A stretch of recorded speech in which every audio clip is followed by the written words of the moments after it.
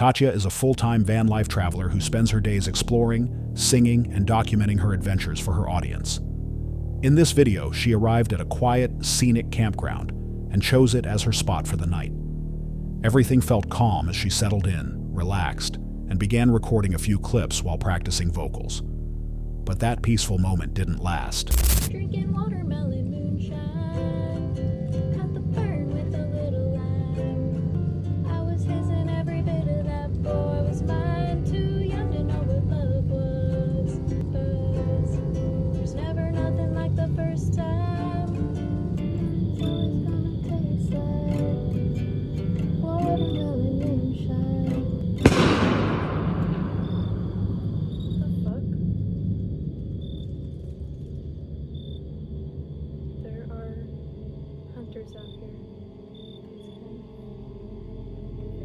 I'm gonna close my van doors.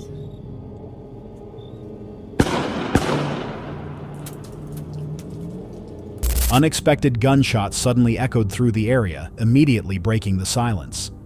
Realizing something was wrong, she quickly shut the van door on instinct.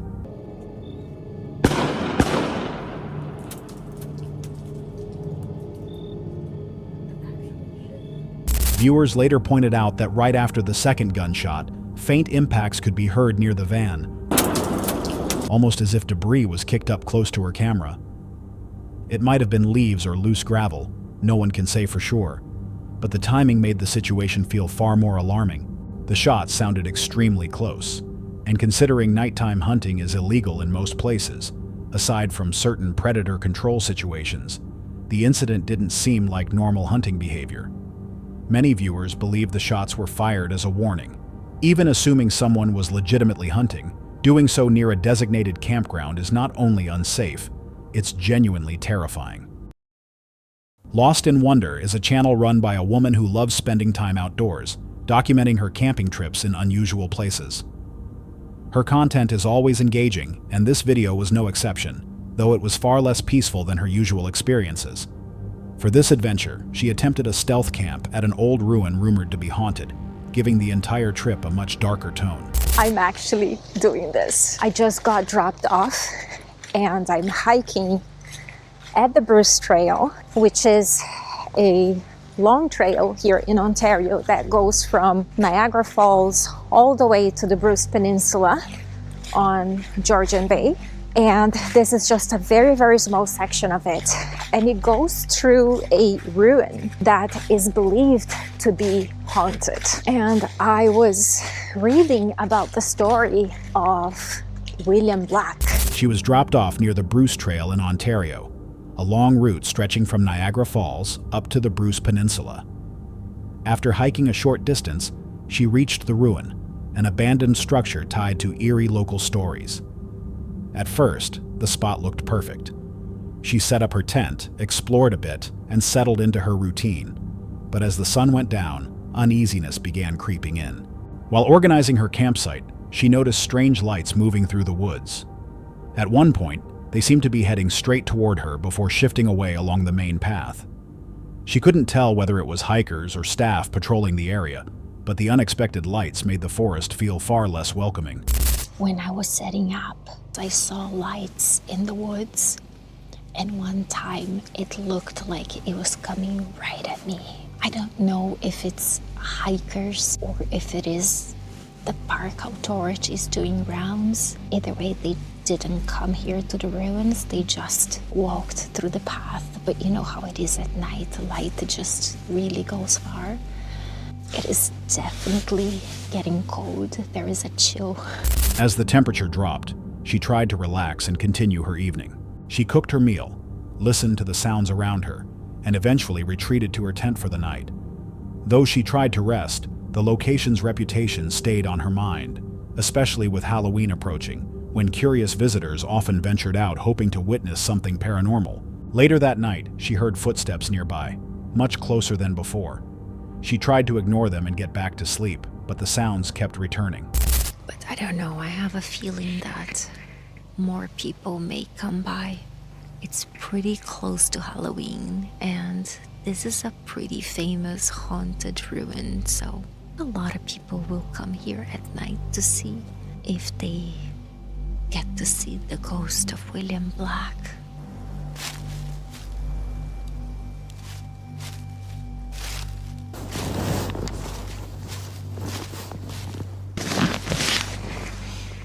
What the was that?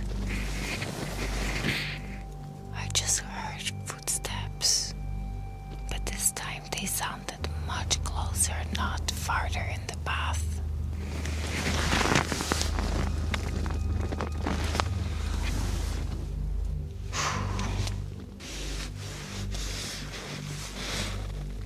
Okay, I'm gonna try to go back to sleep.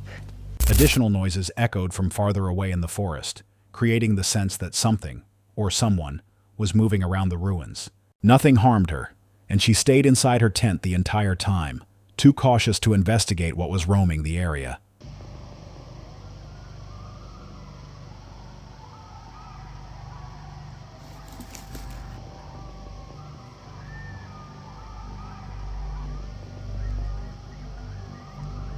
Eventually, she drifted off and woke up safely in the morning. But those footsteps remained a lingering question. Were they from another person or an animal passing through the woods? Whatever the source, camping alone in a secluded, reportedly haunted ruin added a level of danger she couldn't ignore, especially for a woman without protection. Luckily, the night ended without incident. Uploaded on July 15, 2025, this video from Paranormal Discovery takes viewers deep into the Canadian wilderness, where an abandoned gold mining town still stands, rotting, silent, and surrounded by endless forest. The crew had visited the region before, yet something about these forgotten settlements kept drawing them back. Not just one ghost town, but two, both overtaken by trees and eerie stillness. Official records attribute their collapse to economic failure, but the atmosphere suggests there may be more to the story, as if something lingering there resists company. The town had once been the second most productive gold mining site in the province. The area bustled with workers and activity, leaving behind an energy the crew believed still clung to the ruins. This location was also within the same wildlands as another deserted settlement they had previously explored. Two towns abandoned in the same forest made the team question whether something deeper tied them together. We are back at a location where there is said to be a cryptid beast, but no one knows what it is. Back in the day, this used to be a gold mining town. This produced the second most gold in the province. This is the second ghost town that I was mentioning when Angela and I went to the Icelandic settlement and camped out in the cabin. So we're in the same wildland, but like just in a different ghost town. There's two ghost towns in this forest. Isn't that messed up? It is. Let's do it. Sketch, because the one thing that comes to mind when I do enter this spot is massive cryptid vibes, but also very spiritual. I came here by myself once, drove an hour and a half down this path into a place where I probably will never go again. I still don't understand how you did this location alone. Like the last time I was here, I remember actually getting like really, really freaked out. This spot, like I said, it has a vibe, and it definitely does not want people here. Whatever is here, just like that, it's almost like forcing you out without actually physically harming you. When they reached the campsite, the air already felt heavy. Their phones lost signal, and an unsettling tension settled around the area well before sunset. As night fell, that uneasiness intensified. What began as a quiet evening quickly shifted when sharp metallic sounds echoed through the woods, followed by the thud of something moving near their tents.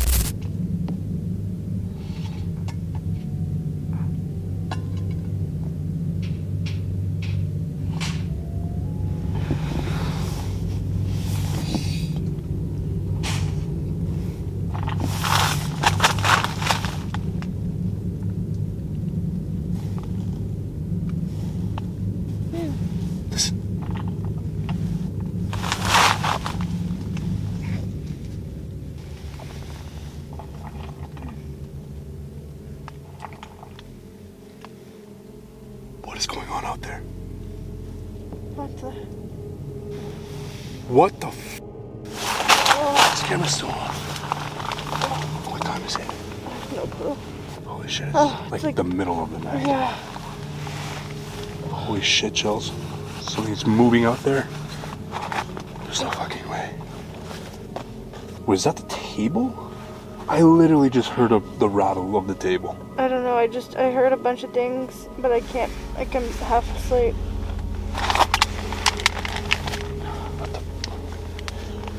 Okay, we're gonna go out and check. Stepping outside, the investigators discovered chaos, overturned tables, scattered fire pit stones, and disturbed ground showing that something large had passed through camp.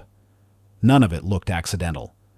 The group described an overwhelming sense of being watched from every direction, as if the forest itself was paying attention to their presence. What's going on? But I swear, like the table that's out there, there's something.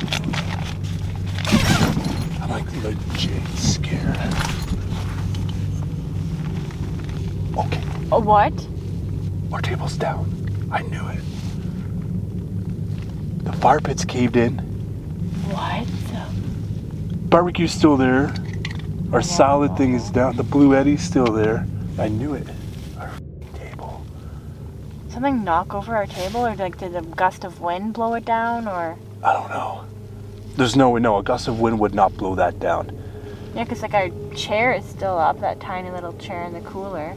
Something came and did that. It was literally right next to us, like while we were sleeping.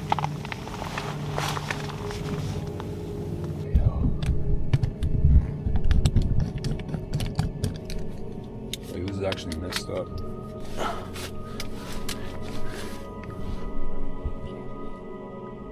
Our stuff is literally knocked over there. You hear that too?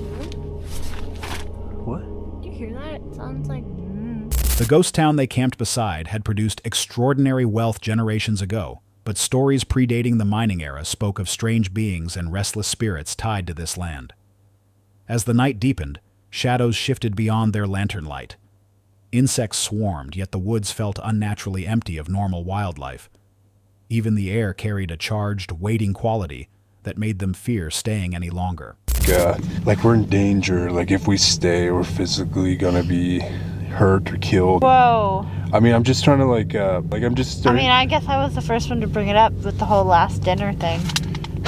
Yeah, I mean, yeah, it's just, I don't know, my nerves are shot, hon. Okay, should we? There's something out here, like, if we stay, I don't know if it's gonna break our car, or, like, try and get in, or hurt us. Like, I don't know, we're in a tent that, like, anything can get in. By dawn, the team decided to leave.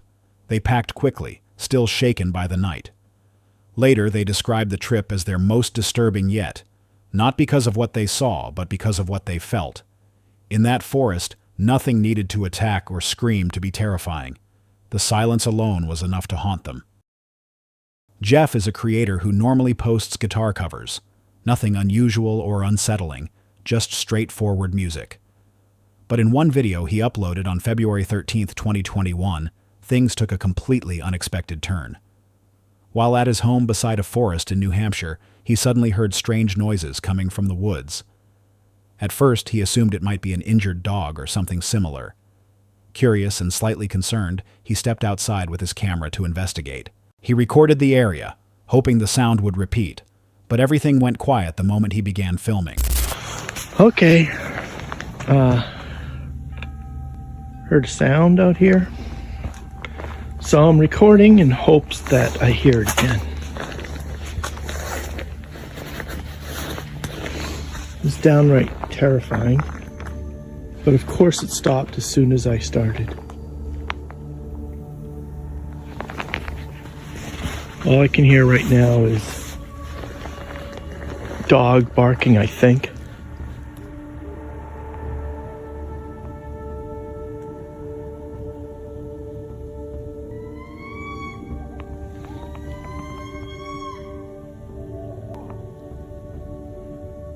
Pretty sure that's a porcupine. That's not what I heard. Heard something quite different, but that was a porcupine. Only distant noises, like barking and the calls of familiar wildlife, filled the background. For a while, it resembled the typical high-pitched sounds foxes or owls might make, and he believed he had figured it out. He started heading back toward the house, thinking the mystery was solved. But then the noise returned, this time far deeper, far stranger, and coming directly from the forest.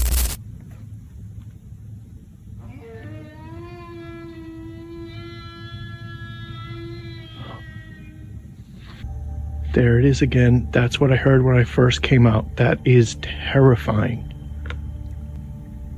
That was either like the biggest, sickest coyote, or I have no idea.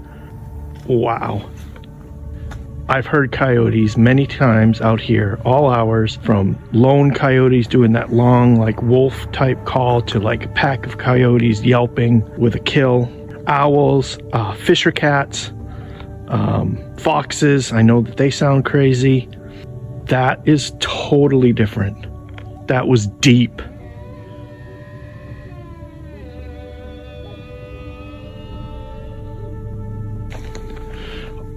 Oh my God. It was nothing like what he had heard earlier. The tone was unnerving, and Jeff immediately recognized that it didn't match the usual calls of foxes, owls, fisher cats, or even coyotes he often heard in the area. Whatever made that sound seemed completely different from any animal he was familiar with. After the noise stopped, Jeff uploaded the footage, explaining he had never heard anything like it before. Even after researching local wildlife calls, he couldn't find anything that matched. In the comments, he asked hunters and outdoors enthusiasts for help, people who would know the sounds of the forest better than most. Many viewers responded saying they had heard similar eerie cries near their own homes, but had never figured out their source. Some suggested it might have been a moose, possibly an injured one, and there were parts of the call that resembled that possibility. But at the same time, there was a strange, painful quality to the sound that didn't align with a normal moose call. Others immediately leaned toward far more unsettling explanations. As for Jeff, he wasn't sure. He recognized certain similarities to a moose, but there was something else beneath the sound, an odd off-key edge that made it feel entirely different. He ended the video by asking viewers what they believed it was, hoping someone with more experience could identify the mysterious call. A group of people were camping in a forest in Indonesia when something completely unexpected happened. One moment the area was calm and quiet, and the next everything changed without warning.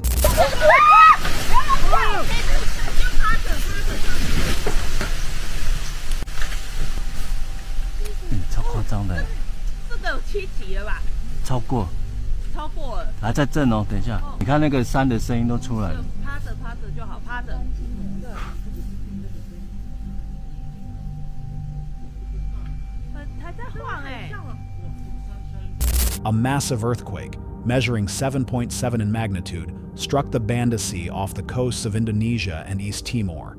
The tremors were so powerful, they were even felt in parts of Australia. These campers were deep in the forest when the ground began violently shaking, and for a moment it felt as if the earth itself might crack open beneath them. Fortunately, they were unharmed. In surrounding regions, some buildings suffered damage, and officials issued tsunami alerts for several islands. Thankfully, no tsunami formed. Although the earthquake caused only a limited number of injuries and wasn't as destructive as it could have been, the sheer force of it was terrifying. If the shaking felt that intense where they were, the impact at the epicenter must have been overwhelming. Tate is a creator best known for his fishing content, but this incident came from his second channel, where he shares more casual, behind-the-scenes moments. What began as an ordinary filming day for his main channel quickly shifted into something completely unexpected. He and his friend Zach had headed to the lake to record a new fishing video.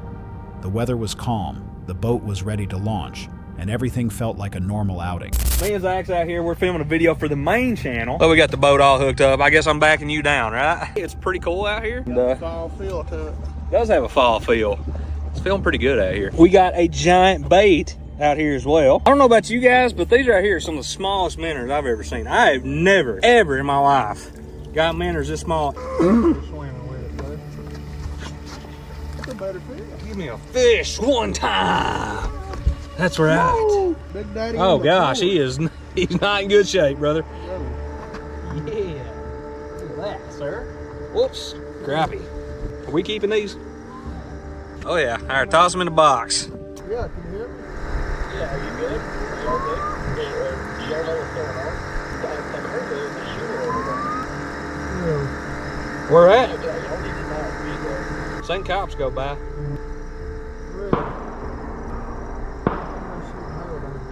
You hear that thing? fire, brother. For a while, the day went exactly as planned. They fished, filmed, and enjoyed the cool, fall-like air. But while they were out on the water, one of Tate's friends called with unsettling news. Reports were circulating about an active shooter in the area. At first, Tate and Zach weren't sure what to make of it, but moments later they heard sirens nearby, and then actual gunfire echoed across the lake. We're literally going to be driving right by where the active shooter is, like actual. And I'm not even trying to build this up. It's actually true. Just for reference, right here's the map of where we are right now. The gunshots literally could have been from an active shooter. So we actually had set out jugs the day prior. And just like every time we go out to the lake, we wait till the end to check our jugs because it gives us the most time to catch a fish. And literally half of our jugs were less than a mile from where this occurrence happened. Really dangerous that we're even out here right now. But we wanted to get any catches we could. It's also against the law not to check your jugs within 24 hours. The car's pulled over right now. Right over there. There's nobody on the interstate right now. Huh? You ready to go? We got to check jugs and we're getting out here immediately. I've never been in this situation before. The guy's supposedly in the woods right now. If you can see, there's woods everywhere. So it's pretty sketchy. On the wheel, man. You can see right there, guys. This is one of the sketchiest situations I've ever been in on the water. I feel like we're safe right here, right? No, that's 75 right there also. That's 75 right there too, so he could be in those woods as well. My wife just texted me and said I probably should stay on the water, actually. Kentucky Department of Fish and Wildlife, just know that I'm committed. I just took on an active shooter to make sure I check my jugs every 24 hours. 7 people dead. 9 injured, 7 deceased. 7 dead, 9 injured. That's absolutely insane. Exit 41, that's London. Why? Between 49 and 41. So he's literally coming this way. John said that the water plant is near where you are. The police scanner says that that's where he is. I just was listening to it.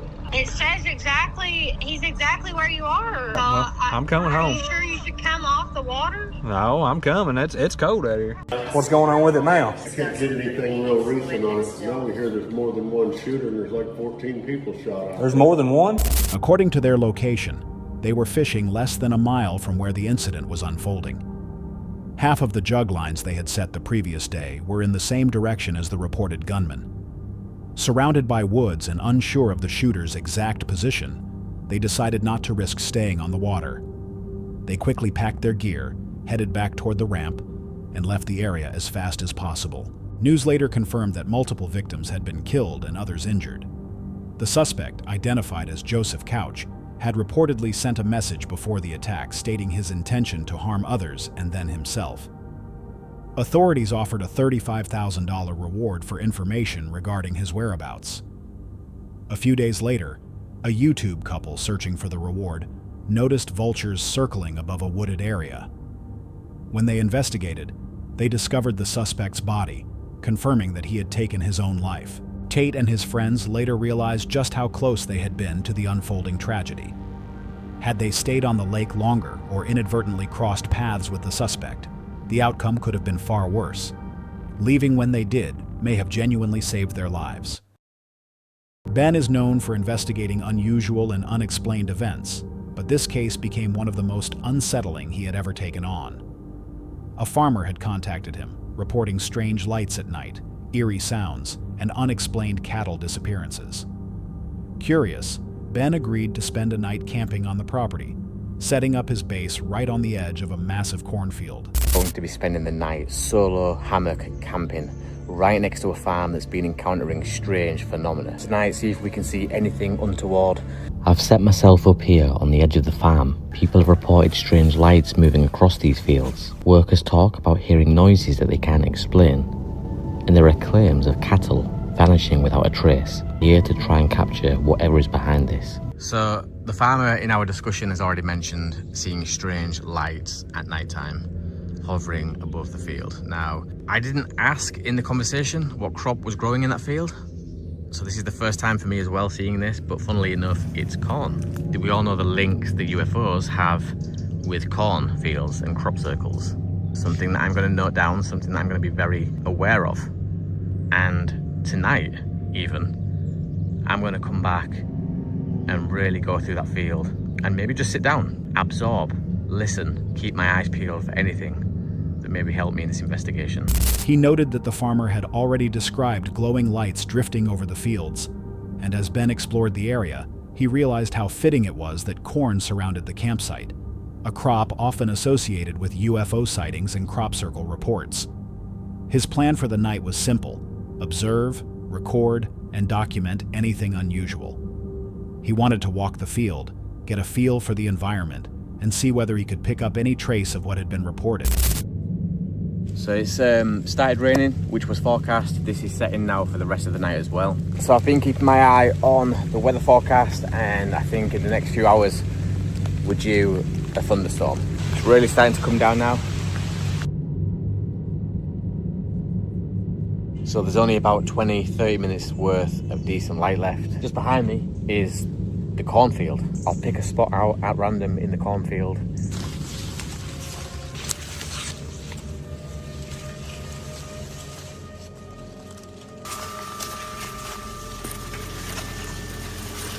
Okay guys, so I've pushed quite a way into the cornfield at this point. It's almost nighttime. I've been sat down here for about 10-15 minutes. I can hear a train off in the distance. There's owls hooting off to my right. There's a real pungent smell of something at this point. Could be the crop.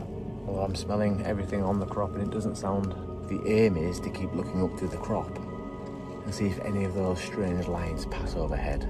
About 5 minutes into me being sitting here, I heard what sounded like an animal pushing its way through the crop. A minute, it sounded like it was coming in my direction. I could hear the trampling of something making its way through, something that sounded large. It wasn't a rat or, some small rodent. This thing was actually moving crop out of the way, so I was thinking badger or fox, but it then stopped. So before I could give a positive idea on what that was, the noise and the movement through this corn was just non-existent, which was weird. I've been sat here listening to something move back and forth. I've got Lily with me now. A storm passed shortly after sunset, shaking his tent with heavy rain. When the weather finally cleared, he entered the cornfield and settled in to listen. The area grew still, broken only by distant owl calls and the faint hum of a passing train. Then, he noticed a sharp, unfamiliar smell drifting through the stalks, something he couldn't identify. Not long after, he heard movement. Something large was pushing through the corn, shifting the stalks with enough force to rule out small animals. The noise stopped abruptly, leaving the field in complete silence. There's something in the distance, mate. There's something in the distance. 1 second. Lily, stay. There's a blue light. It's reflecting off the crop. What the hell is that? 1 second. I'm gonna turn my torch on.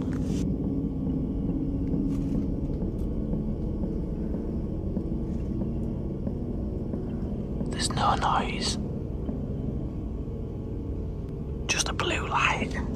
What the hell is that? There is something definitely moving through this crop in front of me, but it's difficult to gauge any kind of distance. What the hell?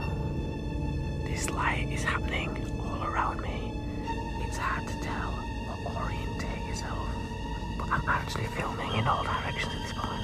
The light hasn't changed colour, it's just been a blue, ice cold blue light. Here it is again. It seems like it's moving.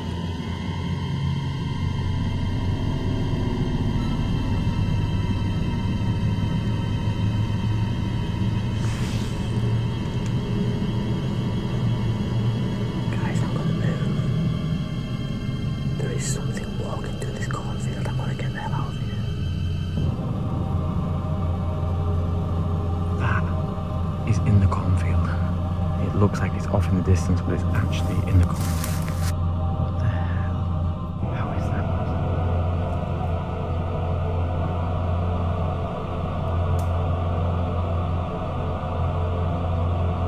So I'm back in the woods now, guys. Don't know if you can see this behind me.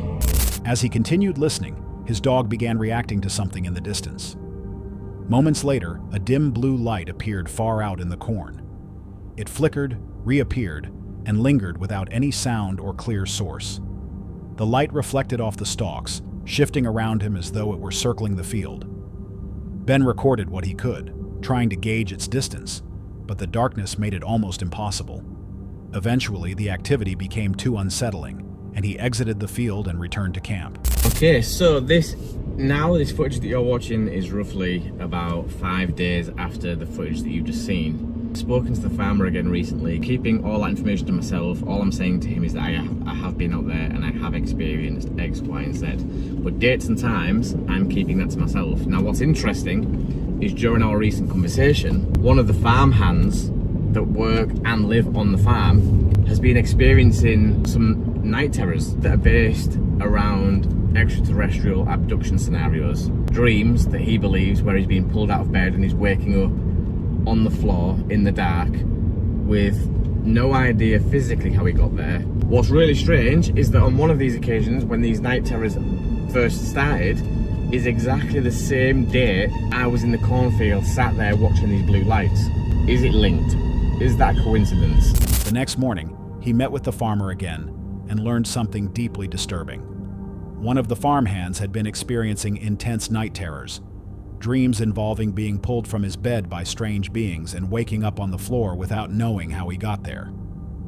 The most unsettling part was the timing. The first night those night terrors occurred was the same night Ben witnessed the blue lights in the cornfield. According to the farmer, the lights had continued appearing in the days that followed. Whether it was all coincidence or something far stranger, the events on that farm left Ben with more questions than answers. That's all for tonight's video. Which encounter gave you chills? Let us know in the comments below. Got your own experience? We want to hear it. And whatever you do, don't miss what's coming next.